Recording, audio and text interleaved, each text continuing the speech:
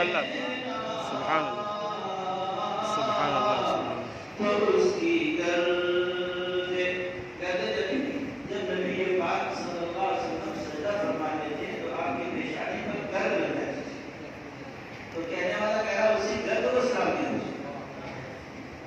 ہمارے پیارے آقا کی جسم سے لگی ہوئی گرد مل جائے اس سے بڑی خوش نصیبی کس کی ہو سکتی ہے؟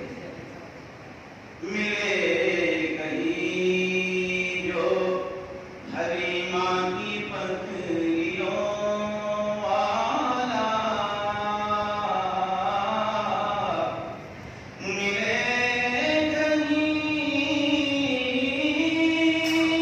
جو حلیمہ کی پتلیوں والا، تو اس کی گرد جبیں سے سلام سبحان اللہ کرے سبحان اللہ زمین کا عرش بری سے سلام کرے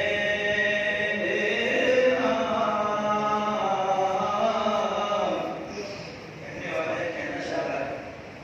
کہ میری پوری زندگی کی صرف ایک تمنا، ایک خواہش ہے، وہ خواہش اور تمنا یہ ہے کہ ہمارے آقا کے روزے پر حاضری نصیب ہو جائے۔ کچھ لوگ ہوتے ہیں جن کی تمنا پوری ہو جاتی ہے،